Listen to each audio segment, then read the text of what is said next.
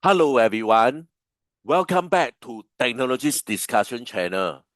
For this video, I'd like to continue the discussion on signal to noise ratio. I will firstly define what is noise ratio, what is noise figure. So next, I will explain how noise ratio and noise figure in fact will be the hidden factor that actually degrade your signal strength. So therefore, we need to understand it so that we are able to curb it in order to have better chances to establish the communication. So basically, all this will be the objective of this video. Guys, if you're keen to know more about signal to noise ratio, please see the playlist under the description. Over there, you will be able to find a series of discussion on signal to noise ratio. This is my email. If you have any question regards on this discussion, please drop me an email. Okay? Or if not, I actually prefer you guys to ask me your question through the comment. Before I continue, I'd like to urge you guys to help me by like this video. Guys, just give me a few seconds. Press the like button now. For those who are new to this channel, and if you want to encourage me, please consider to subscribe to this channel and turn on your notification bell. Once again, thank you so much for strong support. Let's quickly define what is actually signal to noise ratio. Okay, so this signal to noise ratio is also known as SNR. When they actually use in communication, they simply compare the power of a signal to the power of the noise, as you can see from this equation here. So this is actually the power signal. This is actually the power of the noise. So therefore, signal to noise ratio is a ratio of signal over the noise. In theory, we want the signal power to be as big as possible, and we want the noise to be as small as possible. So when a big number divided by a small number, this means that this SNR will be a huge number. So therefore, in theory, we want the SNR to be as big as possible. So therefore, a higher SNR actually indicate a better signal quality with more signal power as compared to the noise power. This actually led to more reliable communication. So this signal to noise ratio is also often expressed in decibel, as you can see from here. So when we actually express into decibel, we have this function. For example, when signal is actually more than the noise, this signal to noise ratio in dB will be a positive number. So when the signal is actually less than the noise power, then this signal to noise ratio in dB will be a negative number. This clearly indicates that the signal power is actually less than the noise power. So again, when this signal to noise ratio is at 0 dB, this implies that the signal power is equals to the noise power. So therefore, this signal to noise ratio is a very useful gauge to determine whether we can or we cannot receive the original signal. Let's take a look on this diagram in order to understand better. This is what we call the receiver signal. Okay, so this is the signal that we want to recover. This is actually the noise floor. From here, you can see that SNR is actually in between the receiver signal and the noise floor. This diagram actually indicates quite a good SNR because there is quite a big separation between noise floor and receiver signal. So therefore, with this, we can easily recover back the original received signal.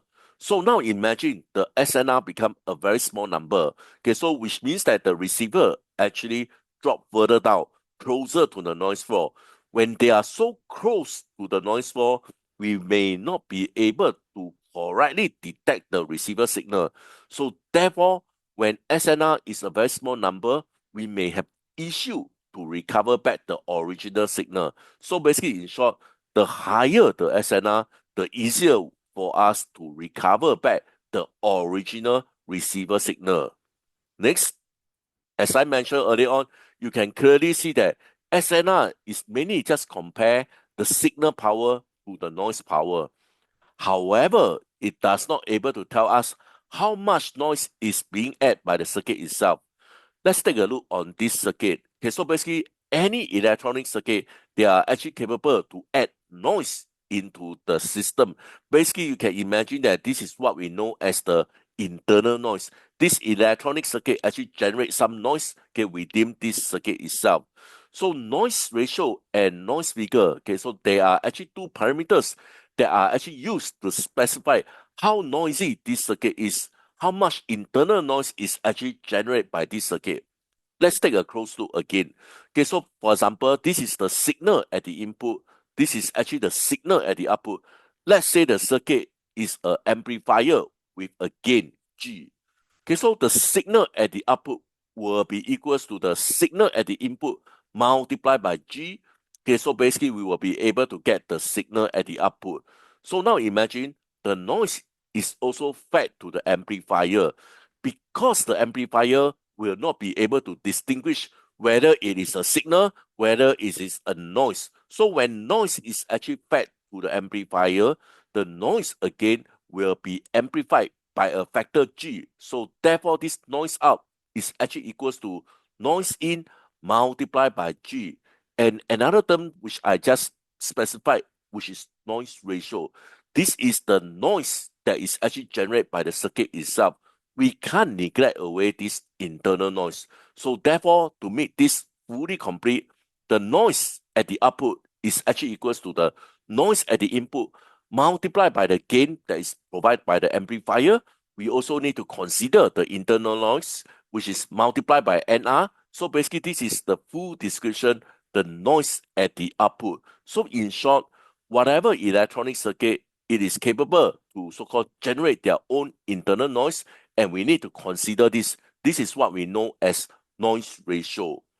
Let's take a look on this equation to understand better. Okay, so noise ratio, in fact, will be the input SNR over the output SNR. So from here, you can see that this is actually the input SNR. This is actually the output SNR. So this is a division. So we can actually rearrange the equation as you can see from here. So this is the part that I want to zoom in. So if you still remember, okay, so gain is equals to signal at the output over the signal at the input. So basically this term is actually 1 over G. So therefore from here you can see that I have successfully compute the noise ratio, which is the noise, okay, at the output over the gain over the noise at the input. This is what I just mentioned early on. The noise at the output is actually equals to the noise at the input multiplied by the gain and multiplied by the noise ratio. As you can see from here, if you do a cross product, you actually will see that this is the equation. Again, later on, I will emphasize on this again. Okay, so when we actually express the noise ratio in dB, this is actually known as noise figure.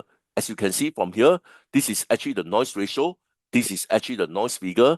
So when we actually do this 10 log with the noise ratio, this become a noise figure. So this is the equation that I actually obtained earlier on. Okay, so basically you can see that this is the equation that I obtained earlier on.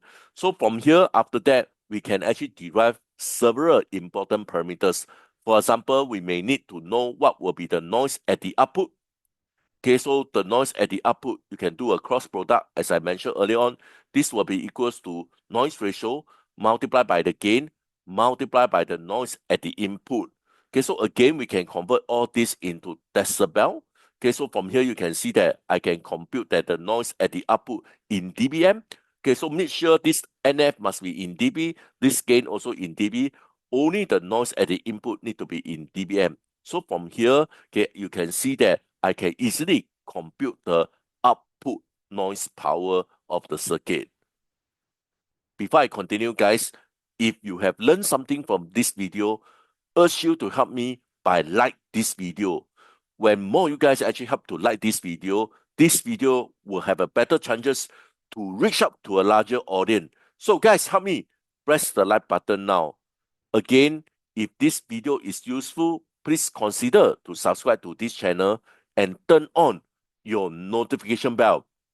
Once again, thank you so much for strong support. Let's do a quick comparison between noise ratio and noise figure so that you are aware what are the key difference between these two. Okay, so noise figure, okay, in fact, actually compare the SNR at the input to the SNR at the output. Okay, so basically you can see that the noise ratio and noise figure, they are different just by the 10 log. So when you actually do a 10 log noise ratio, it become a noise figure. So this is the original equation that I mentioned earlier on. This noise ratio is equals to the input SNR over the output SNR. So if you convert all this into decibel, okay, so basically this NR become noise figure.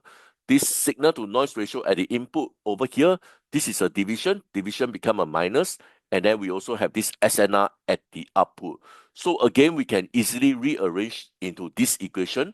And from here, we can actually obtain the output SNR with the help of the input SNR and also the noise figure. So a noisy circuit will have additional noise. So this is actually the addition circuit. Okay, so when we actually have this additional circuit, we are going to subject to have additional noise. So like I mentioned earlier on, any electronic circuit, they are capable to generate their own noise. This is what we know as internal noise. So therefore, this is known as the additional noise that is actually introduced in itself and hence will result in the degradation of the signal to noise ratio at the output. Let me explain this. So this is the noise that is actually generated inside this circuit. So therefore, the input SNR will not be affected. Only the output SNR will be affected because the noise is added by this circuit. So at the output of the circuit, the SNR will be affected. So this is what it means here. So the noisy circuit will have additional noise introduced in itself and hence will result in the degradation of the output SNR as compared to the input SNR. So in short, in theory, okay, so this is the case for most of the time. Okay, so in the practical world, most of the component will have their internal noise. So therefore, this signal to noise ratio at the input will be greater than the signal to the noise ratio at the output. The only exceptional, as I mentioned, will be a noiseless circuit, which means that this circuit don't generate any noise at all. So this is what I mean. A noiseless circuit is one that does not inject any additional noise in itself, and hence there will not be any SNR degradation at the output as compared to the SNR at the input, which means that if this is noiseless, which means that SNR at the input will be equals to the SNR at the output, as you can see from here. So in short, okay, for a ideal noiseless device, your noise ratio will be equals to 1. And when we actually do this 10 log 1, okay, it will become a 0 dB. So therefore, noise figure will be equals to 0 dB. So this is only for the ideal noiseless device. This will be my last slide. You can see from these two amplifier, one is noiseless, one is actually inject some form of noise internally. Let's take a close look. Okay, so when signal actually feed into the amplifier, you can see that the signal will have a gain by the amplifier. So therefore, the signal at the output will be equals to the gain multiplied by the signal at the input. Same for the noise, because the amplifier will not be able to distinguish whether it is noise, whether it is signal. So therefore, the noise will also subject to have the gain, okay, by the amplifier. So since this is noiseless, so therefore the noise will be also so-called improved by the factor of G by the amplifier, as you can see from here. So from here, you can conclude that signal to noise ratio at the output will be equals to the signal to the noise ratio at the input. Let's take a look on this. So this is more practical because, as I mentioned, any electronic device, they are capable to generate their own internal noise. So what happened here? Let's do a quick study. So this is actually the signal at the input. Again, when the signal at the input feed into the amplifier, okay, it will have amplification, okay, the G term. So basically, this is actually the signal at the output will be equals to the G multiplied by the signal at the input. Now, let's take a close look on the noise at the input. Okay, so when the noise at the input actually fed to the amplifier, you can imagine that again the signal will be amplified by the gain of the amplifier. Another consideration will be the noise ratio. This noise ratio is actually the internal noise that is actually generated by the amplifier that we need to consider also. So therefore, with this, you can see that the SNR at the input will be bigger than the SNR at the output. So this is actually more practical sense as compared to the lossless device here. Let's do a quick conclusion here.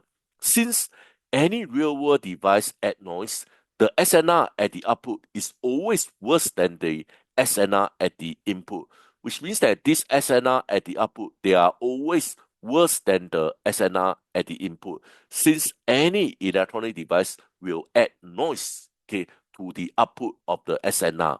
So therefore, the noise figure is always greater than 0 dB. Okay, so because of this, so therefore noise figure will always be more than 0 dB. An ideal perfect device will add no noise. Okay, so basically this is the noiseless device. No noise is actually added over here. So the output SNR will be equals to the input SNR, as you can see from here. So with this, you can see that the noise figure will be equals to 0 dB. However, a real practical device always adds some noise. Its output SNR is actually worse. So therefore, noise figure is greater than 0 dB. Okay, so we want our noise figure to be as small as possible. So a lower noise figure will be the preferred one. With this, I'd like to end my discussion. Please help to like this video and subscribe to this channel. Once again, thank you so much for strong support. I hope to see you guys soon. Bye for now. Thank you so much.